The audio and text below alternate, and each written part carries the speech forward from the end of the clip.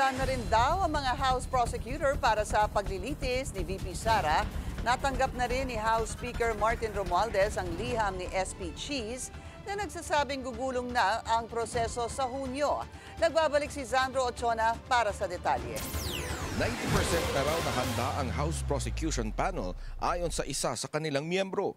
Ngayong araw nila itinuloy ang kanilang weekly meeting para paghandaan ang napipintong impeachment trial. Naipadala na rin kay House Speaker Martin Romualdez ang liham ni Senate President Cheese Escudero kaugnay sa articles of impeachment. We resumed our meeting after the elections and we discussed the letter of the Senate President sent to the House of Representatives that we will present the articles of impeachment on June 2 before the Senate.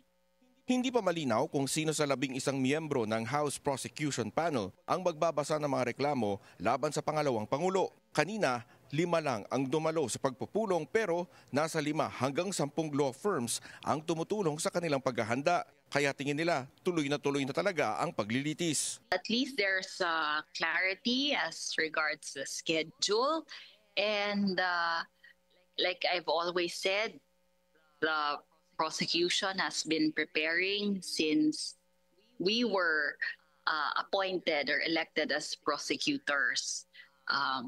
Madami na din po kami nagawa and then I think we're well prepared to handle the impeachment, the upcoming impeachment. So it's a little exciting for us, I guess, na matutuloy na. Confident din siya na sapat ang kanilang isinasagawang paghahanda at ang mga nakalap na ebidensya. I hope that when we present the articles to the public, makikita po ng senators and the public as well that the pieces of evidence that we have are sufficient to convict the Vice President. I think it will be difficult to acquit the Vice President in view of the numerous pieces of evidence that we have. Kumbaga, yung senators for us, sila yung haharap sa public kapag nag-acquit sila sa dami ng ebidensya na nakalap na namin. Kapag nagsimula na ang impeachment trial, 3 ang babantayan ng publiko.